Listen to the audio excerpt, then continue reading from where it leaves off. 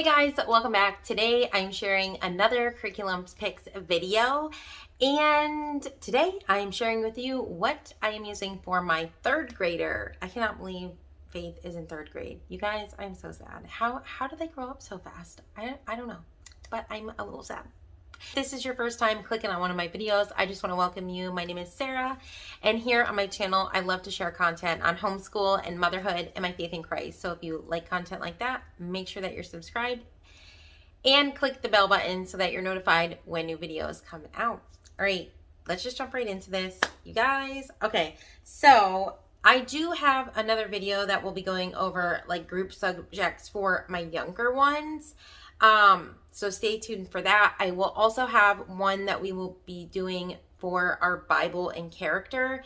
So stay tuned for that. And then I also have a first grader this year, a kindergartner, and a preschooler. So I have all those. And then if you missed my 7th grade homeschool choices, then I will link that in the iCards and down below so you don't miss out. Okay, so I guess the first thing that I will start on is like phonics, language arts, all that kind of stuff. So we are actually, she is very close to being done with Foundations B. We went through A and most of B last year. I was hoping to get this done, but you know, whatever, it's fine. And then we are going to be moving on to Logic of English Foundations C, and I am so excited. What I love about Logic of English Foundations is that this covers phonics, handwriting, and spelling. So I love all of that. And then I think it starts to get into grammar in the higher levels. So in essentials, I'm pretty sure. I don't think this one does grammar. I'm not sure. Oh, and it has vocabulary. Okay, it has vocabulary too. Nice. I do have an unboxing of this and level D. And so if you're interested in seeing everything that comes with each of them, you can check that out. I will leave it in the iCards. And if I can remember, I will put it in the description box as well. But I absolutely love this program. This has taught my daughter to read so good. I mean, okay, she can read and she can read a lot of words, but her confidence isn't there yet. So one thing that I really want to hone in on this year is just getting her confident in reading, because, you know, because I'm the teacher, I already know what she has learned and what phonograms she has learned from Foundations B. And so I can look at a book and I can know if she can read it or not. But her confidence is just not there. So I'm going to take readers that I already have and just, I think I'm going to do more one-on-one reading aloud, having her reading aloud to me, because I haven't really done that. Mostly because we were just really working on getting her, you know, reading.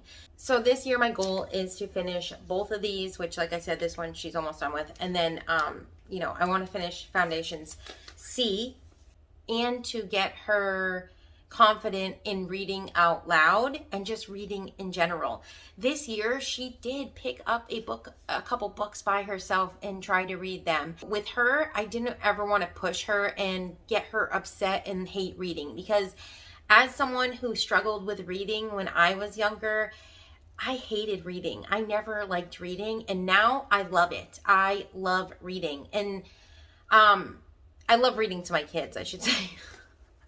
I still kind of hate reading like physical books. I like to listen to audiobooks, which I have heard from Sarah Mackenzie that listening to audiobooks actually has so many great benefits to it. I will try and link that post down below where she talked about that, but I was very like encouraged and stuff hearing that. I was like, oh good, because really you can read in your head and that's great and fine, but there are so many great benefits to even listening to an audio or having someone read out loud to you. And that is what I love to do. And my kids love listening to audiobooks as well. One of the ways I do want to kind of encourage her is with this Yodo player. You guys, I just did a whole video on this. I love this thing so much. My kids love it. It is absolutely amazing. And since I figured out how to make my own cards with my own audiobooks, like ones that I purchased from Amazon or whatever, I love this thing even more because, oh my gosh, I love it. My kids, it's so easy to use. It's screen free, so you don't have to worry about them. Like, my kids listen to stuff on Scribd, and I like that, but I'm very strict when it comes to screens, and they're not allowed, like, I have passwords on everything. They're not allowed on screens unless they are, you know, unless I allow them to be on it, and it's only for a certain time. I'm just super strict on screens because, yes, they can be beneficial, but they can also be dangerous and, you know, in many other ways, which I'm not getting into that. But anyway, I like this because although my kids love to listen to audiobooks on Scribd, this, they can just pop the card in and play the audiobook. So if you've never heard about a Yodo player, pretty much you have, and I have a whole video on this, so if you want to listen to that video, you can. Pretty much you buy these cards. This one that I'm going to show you in particular is a make your own card. And I ended up printing out the cover on sticker paper and then cutting it out so it will stick on the card so my kids know what book this is. And this is obviously Zoe and Sassafras, the box set. It's books 1 through 6. And all they have to do is stick it in here and it will start playing where they left off. So if they were already listening to it, it will start from where they left off. And I don't need to do a password on a screen. There is no screen to this. It's amazing. I love it. So one thing that I think I want to do this year with this, besides having her listen to audiobooks, which she loves this anyway, she has listened to so many books through this. I want to try and I want to probably download some audiobooks that are her grade level or her reading level, and then have her look at the book, like have the book, get the book as well, and then have her follow along in the book, because I think that will be very helpful to visually look at that stuff as she's listening. So I kind of want to use that for that as well. And then, like I said, I have varieties of readers, from The Good and the Beautiful to Bob books to all sorts of other kind of books, you know, step into reading, all those that I will, you know, sit down with her and do. So anyway, the Yodo is amazing. These are all the other ones we have so far. And she loves these. All my kids love them. Her favorite was this Flamingo Hotel. She loved this. She also just finished listening to Winnie the Pooh. She loved that. She started Anne of Green Gables. And yeah, she loves these. So this is such a great tool. And that's how we're going to do a lot of her reading this year. You know, her independent reading. So for math, she is going to be doing The Good and the Beautiful Math 2. And yeah, so that's what she's doing this year for math.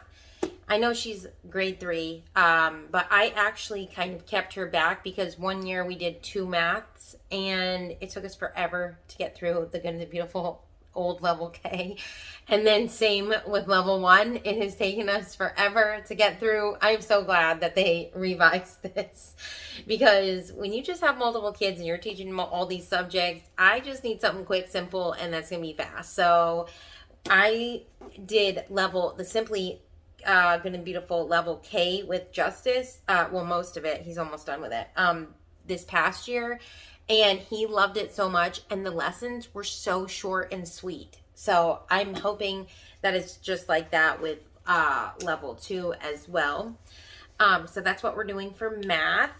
Now, the last thing that I have to share for her individual subjects, I have Building Writers from Learning Without Tears. And yeah, so I bought her this originally, and then I bought this one for my son, and then I bought an extra one because I think I might have her go through this one first, just because, you know, we haven't really done a lot of writing yet.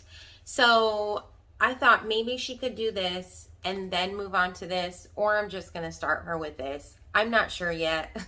I better figure it out. That's all I know. So I have these, but I might just start her with this because I also got this for her.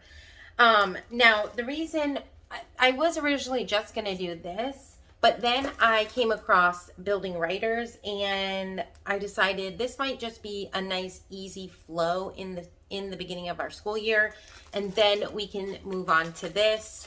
I still have to like look through this and prepare. We've just had a lot of stuff going on, you guys, like lots of stuff being redone in our house and mold and all sorts of stuff. So I have only had like minimal time to do things and figure out how I'm going to use this all. But yeah, I will share more on this when I figure out what I'm doing with it. But I think this will probably be later on in the year that I start this. But this is the Right Shop Primary B. So this is level B, and then it comes together. So you get the teacher's guide, and then this is the kids' workbook or worksheets, activity pack worksheets. And that's kind of what they look like. But yeah, so I plan on doing this with her as well. If you would like to see what I am doing with my 7th grader this year, then click this video here. And if you want to see what is inside our morning basket, click this video here. And I will see you guys in the next video. All right, guys, have a blessed day.